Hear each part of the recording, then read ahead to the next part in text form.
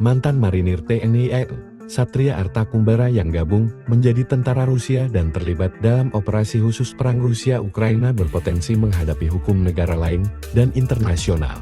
Sebab, dia dianggap membahayakan hubungan diplomatik Indonesia dengan negara lain. Hal ini disampaikan pengamat militer dari Institute for Security and Strategic Studies (ISS), Hairul Fahmi. Berpotensi membahayakan hubungan diplomatik Indonesia, sikap Satria juga dapat menyebabkan hilangnya kewarganegaraan, memiliki konsekuensi terjerat hukum negara lain maupun internasional, jelas Fahmi.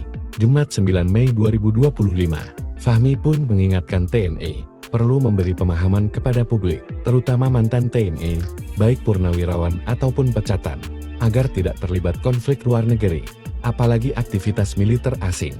Terkait Satria, Fahmi menyebut TNI perlu berkomunikasi dengan Kementerian Luar Negeri, terutama keterlibatan Satria dalam perang lawan Ukraina.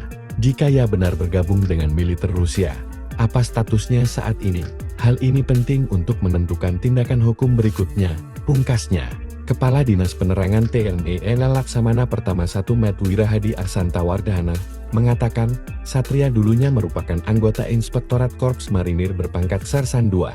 Namun, sejak 13 Juni tahun 2022, Satria desersi alias bolos meninggalkan tugasnya sebagai prajurit TNI AL buntutnya. Satria pun dipecat dari satuannya dan dijatuhi hukuman 1 tahun penjara. Serda Satria Arta-Kumbara NRP 111026 mantan anggota Itkormar, desersi TMT terhitung mulai tanggal 13 Juni tahun 2022 sampai sekarang, jelas Wira kepada tribunnews.com, Jumat.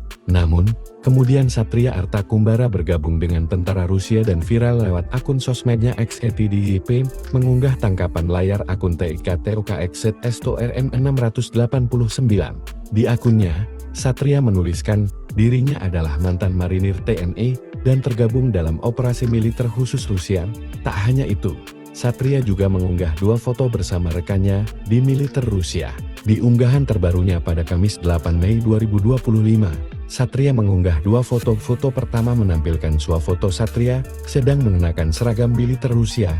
Ia juga menuliskan, di foto kedua, tampak Satria mengenakan seragam TNI dengan latar belakang Kodikmar.